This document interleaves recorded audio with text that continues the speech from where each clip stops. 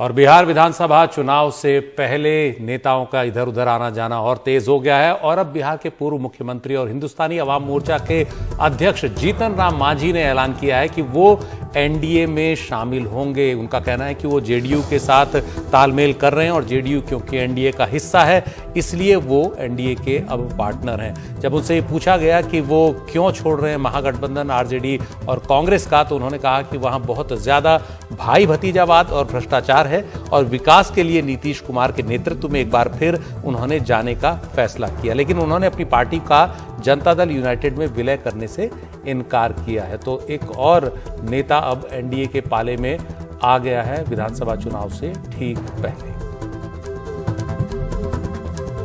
आज हमने निर्णय ले लिया, हमारे लोग हमको अधिकृत भी किए हुए थे कि कहां हम लोग जाएंगे।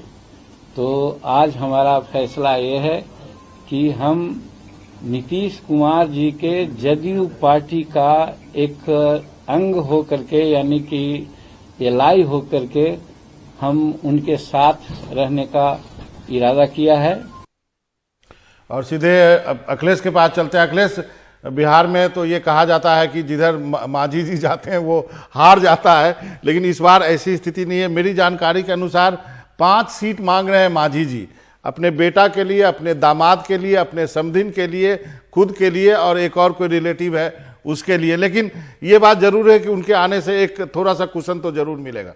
देखिए, 2 बातें हैं मनोरंजन। इसमें पहली बात तो ये है कि जिस तरह से चिराग पासवान लगातार आलोचना कर रहे हैं नीतीश कुमार की, जेडीयू की, उसके बाद जेडीयू को भी एक संदेश चिराग पासवान को देना था कि दलित वोट पर सिर्फ उनका अधिकार नहीं है, उनके पास दूसरे विकल्प भी खुले हैं।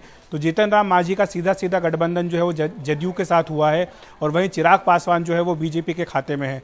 तो जेडीयू का साफ कहना है कि चिराग पासवान से जो भी डील करना है वो बीजेपी करेगी, जीतन राम मांझी से हम डील करेंगे।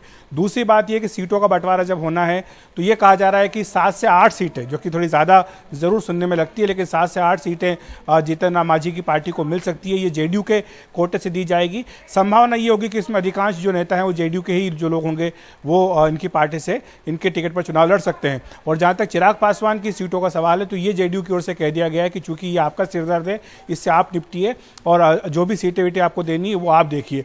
तो एक तरह से एनडीए के हिस्सा तो बन गए हैं, लेकिन जीतन राम मांझी जेडीयू के साथ होंगे और दूसरी तरफ चिराग पासवान जो वो बीजेपी के साथ होंगे। इस बीच जेडीयू का जो कुनबा है उसको बढ़ाने की कोशिश लगातार हो रही है। शरद यादव, जो कि हम जानते हैं कि जब नीतीश कुमार वापस आए थे लालू के साथ रिश्ता तोड़ने के बाद, बीजेपी के साथ वापस आए थे, तो शरद यादव अलग हो गए थे। इस चक्कर में उनकी राज्यसभा सीट भी चली गई थी, लेकिन एक बार फिर से शरद यादव की जेडीयू में वापसी की चर्चा है। शरद यादव कुछ समय से बीमार भी थे, नीतीश कुमार ने फोन करके उनका हालचाल भी लिया। उसके बाद से सुबुगाहट शुरू हो रही है कि शरद यादव शायद अपनी घर वापसी कर सकते हैं।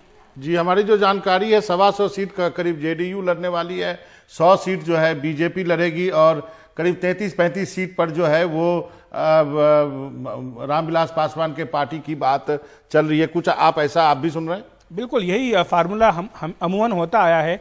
हालांकि लोकसभा चुनाव का जो फार्मूला था कि बीजेपी जेडीयू बराबर सीटों पर लड़ी थी, तो अभी कुछ दिनों पहले जो यहाँ दिल्ली में बैठक हुई थी बीजेपी सांसदों की पार्टी अध्यक्ष जेपी नड्डा के साथ, उसमें कुछ बीजेपी सांसदों ने ये मांग उठाई भी थी कि जब लोकसभा में ये फार्मूला चला कि बराबर की सीटों पर दोनों पार्टियां लड़ी और 7 सीटें जो है वो रामविलास पासवान को दे दी गई थी, तो वही फार्मूला अब यहाँ पर भी चलना चाहिए, बराबर की सीटों पर होना चाहिए।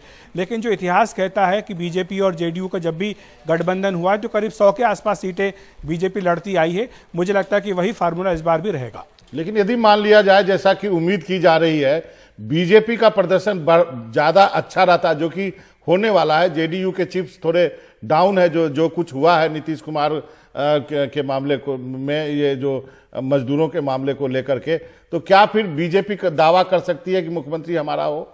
इस बात की संभावना फिलहाल तो कम लग रही, क्योंकि खुद जेपी नड्डा की ओर से कह दिया गया है कि नीतीश कुमार की अगुवाई में ही ये एनडीए चुनाव लड़ रहा है।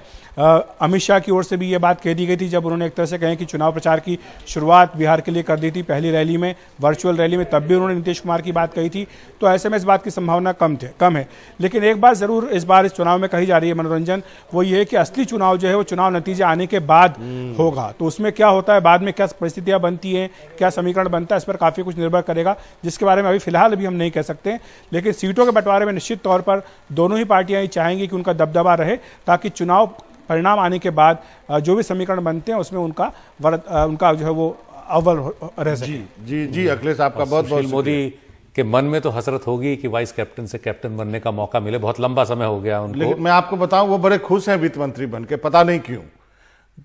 जो कुछ सांसद जो बीजेपी के हैं वो जरूर कह रहे थे कि हम करीब करीब बराबर सीट लड़ेंगे, और जब हमारी, जैसा कि उनको उम्मीद है कि वो अच्छा करेंगे, तो जो फॉर्मूला नहीं हो पाया महाराष्ट्र में, वो दोहराने की कोशिश जो है वो होने वाली है।